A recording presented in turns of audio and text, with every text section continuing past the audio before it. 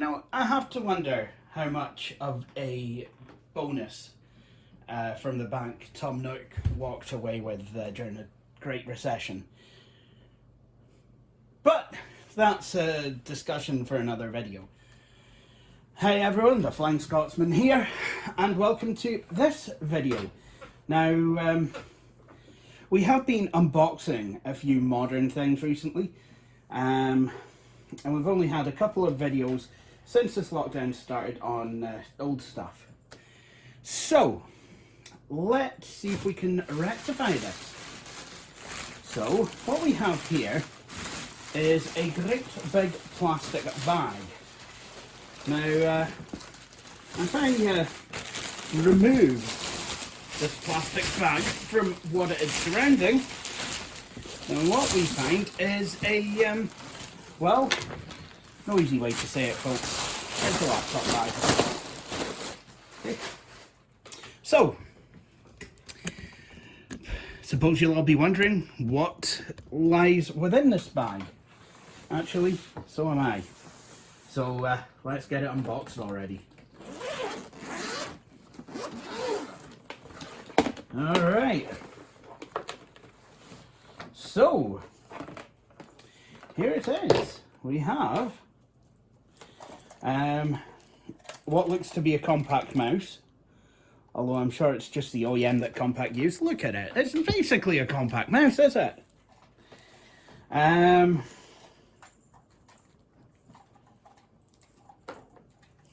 me just see if I can disentangle this. Now, this machine, it's quite small. Looks a bit too small for the case. Not a problem, but normally. But to be honest, I am feeling a wee bit on the apprehensive side, given that this has been shipped by Hermes. As far as I'm aware, this machine was in working condition when I bought it. Managed to get it for about £20 all in, but it was a Hermes job, so I mean, goodness only knows. There was, you know, a couple of kind of thudding noises when I was manipulating this bag, when I was manhandling it, should I say. But let's see what all we have, shall we? Now, I believe I've had one of these in the past, but it wasn't actually in working condition. In fact, I couldn't get anything about it to go. So before I do anything, let's see what we have in terms of anything with the machine, or is it just the machine itself? Right, this bag's quite elaborate. All right, so this bag is meant for actually a much bigger machine than what's in it. Great. So, I guess before we do anything, I should probably put the light on. The big light. There we go. And now, here we have an Toshiba Tecra 700 series, 750 CDT, I believe. The floppy disk drive, I'm sure that had a door in it at one point, but that's no longer there. Unless... Oh, no it is. Oh, well. Okay, let's have a look. We can have a look. Oh, bit of potato. Tape. Yeah, bloody potato, right enough. So, yep, this is a 730 XCDT 2.1 gigabyte hard drive. So I'm guessing this was Windows 95 era, maybe. So let's do the usual tour, shall we? On the left side we have power button. That, I think, is where a contrast knob would be, but this doesn't have one as it's a TFT display. That's what the T stands for. On the front we have a battery compartment. If we slide this open, we can pull out a battery. It's a lithium-ion battery. Whether it still works, I'm probably going to wager no. But there we have it. That's what's in there. Then we have a CD-ROM drive at the in the middle. Nice. And then we have some indicators. I think that's power. That's whether the machine's plugged in, powered on, charging, and hard drive LED. On this side, we have floppy disk drive connector, PCM CIA connectors. There's a card in this slot. What's the betting it's a modem card? Nope, it's an Ethernet card, portable add-ons, Ethernet PC card. Except I'm not going to be using that one. And then we have a modem. That will have been an option that will have been specified. That probably cost a pretty penny. What? Of course there was a bloody modem. That's why there wouldn't have been a modem card. Sometimes. If I had brains, I'd be dangerous. Right. There's an IRDA, infrared data, port on the back, and underneath this door there is VGA out and RS-232 serial in. But above all that, there are PS2 mouse and keyboard port, microphone in, speaker out, line in and line out, cooling fan, docking station connector, and then I'm guessing this is a printer port behind this door, IEEE 1284. Come on, printer port. This door is very tight. There we go. And indeed it is. And then we have the usual Toshiba 15-volt barrel connector. So there we have it. That's what the machine has. Now let's see if we can try and plug it in. And oh, Long Johnson, what the hell went on here? Well, that just seems to be the internal wires. So I think that should be okay.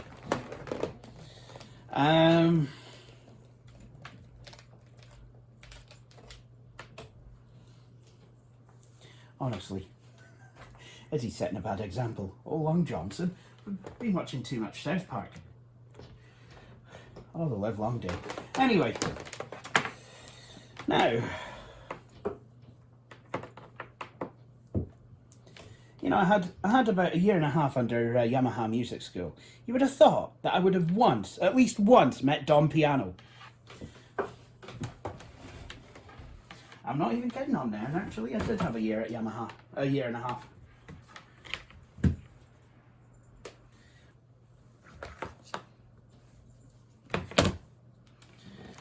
So let's see if we can connect the floppy disk drive.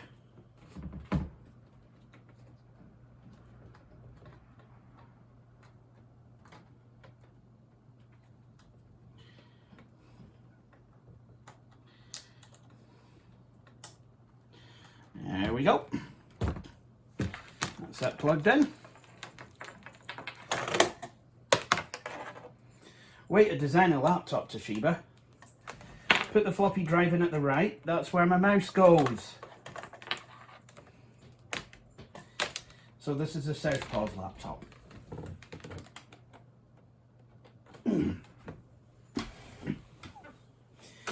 Right, unless I'm just supposed to have it there, just...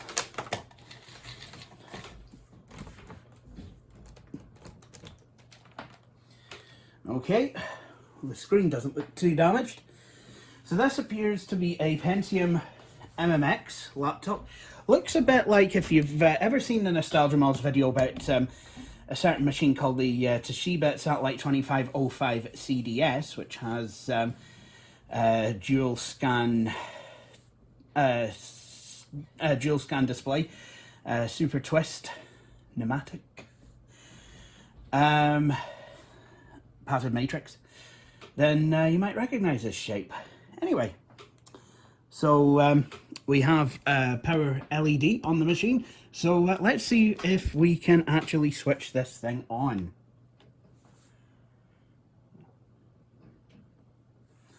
Oops. Okay, that's a volume knob. I said the power button was there.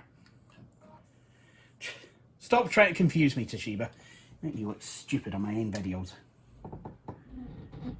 Okay. Yep. There we go. Bad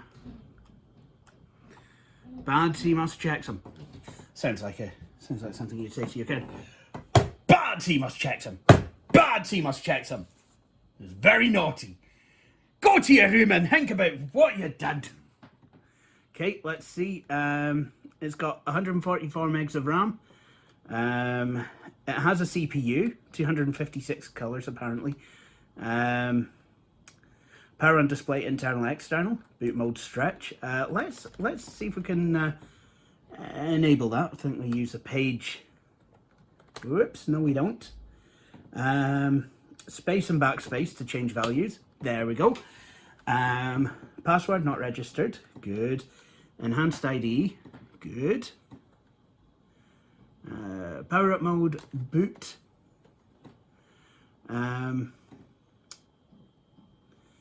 Auto power on disabled. Alarm volume. System beep enabled. External keyboard FN disabled. Floppy disk and built-in hard disk for boot.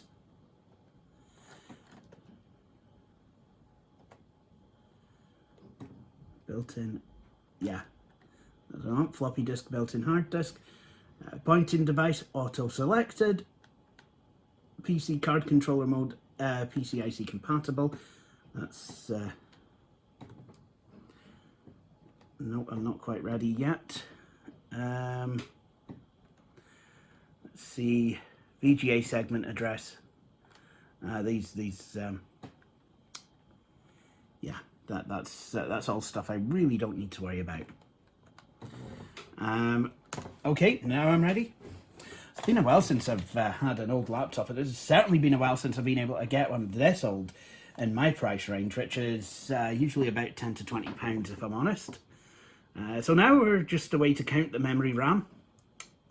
Now this kind of looked in the pictures like it had Windows ME or something on it. And I am aware I probably should have cleaned down this machine with alcohol before I started, but well.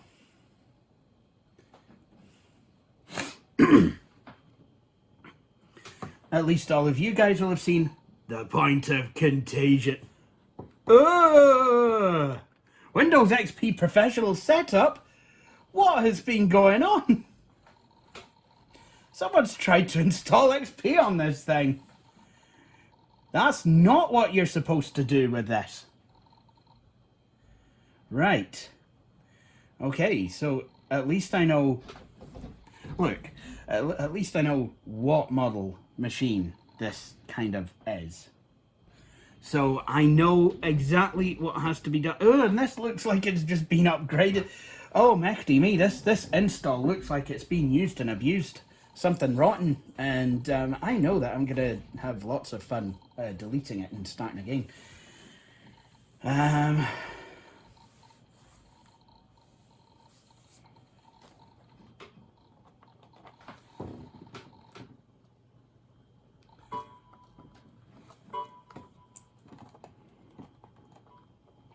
That is a volume knob. Alright. Apparently it's December 1989. But, yeah, the time's not too far off.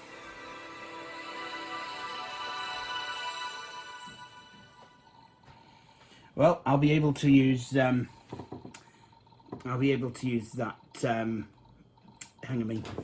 the time sync once I get Windows 95 on here.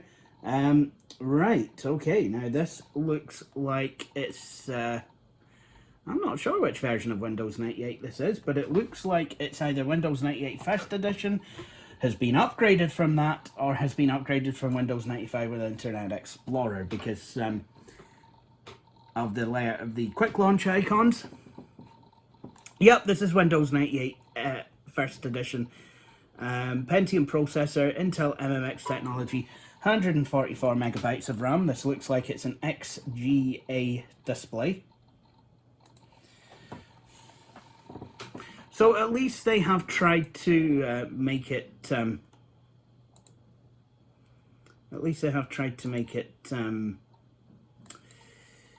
More usable. It's got a chips and technology video card with 2 megs of video RAM. Should be enough to get this to 16-bit color at 640. Well, 16-bit color at 1024 by 768. Yeah. Adobe Photo Deluxe.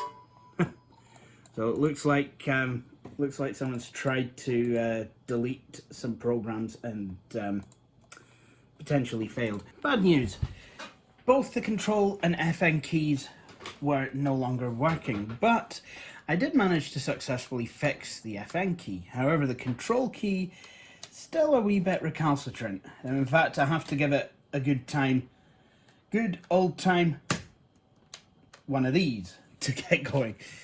That is only a temporary fix, and actually I think it will damage it if I keep doing such a thing. However, I have sourced a potential fix. Hopefully I can... someone on eBay is selling a few parts machines. Now it's going as a lot for £100, but I've asked if they can maybe sell me the Toshiba 720X CDT, or even just the keyboard. Hopefully they will do that for me. Hopefully they will be decent and actually do that. If not, I'm probably going to spend the rest of the days of this machine using an external keyboard until I get tired of it and sell it on. Anyway, so we were going to try and find out what CPU's in this thing. So I've copied the check CPU utility to a floppy disk, and well, we're gonna run it round now. Sorry, my head is in the road. I am aware of this. Right, what I'm just gonna do. Just gonna see if I can bump it up. Okay. Right, now we're away to find out what CPU this is. It says internal speed is 149 megahertz.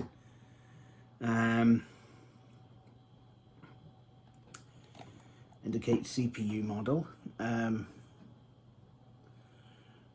0005544.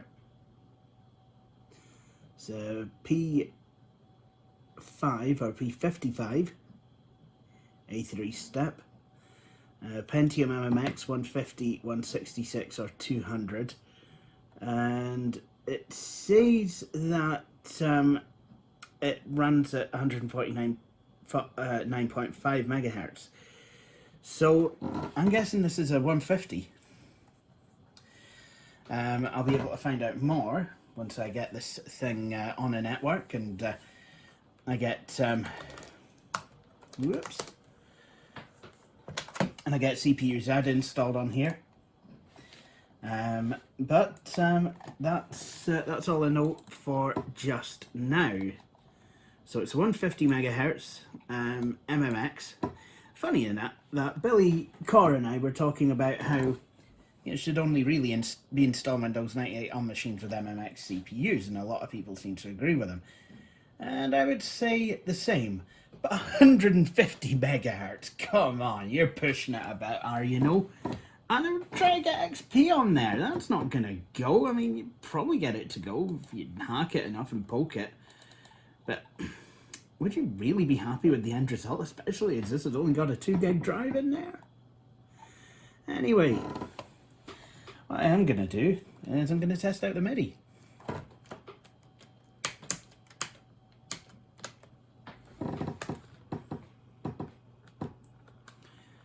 Unless I can remap game buttons, I'm not going to be able to really game much on this without the use of the control key.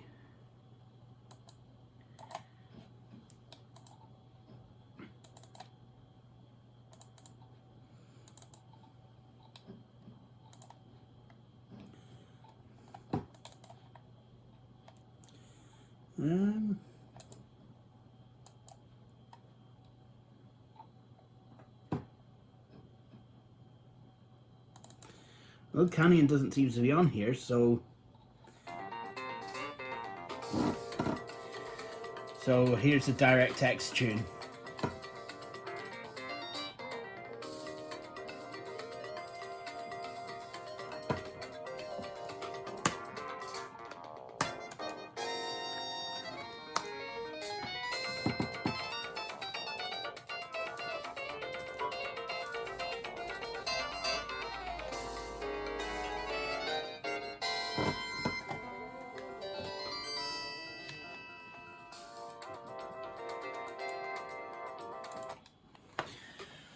Well, that's quite interesting.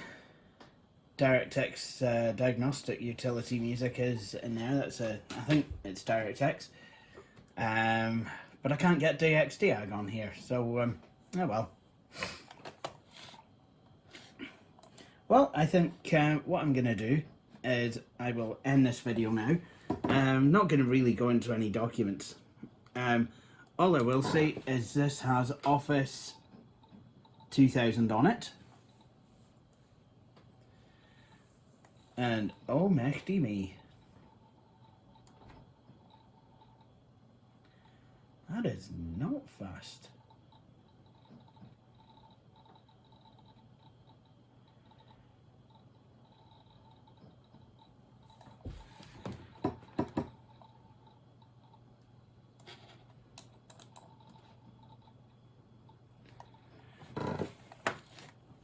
But there we have it. And this is Windows 98 First Edition. So, like I said, I'm going to end this video here. So I hope you've all enjoyed watching it. I may try and do a video where I'm actually getting this system back up and running. But until then, thank you for watching, and please join me for my next video. Cheery bye.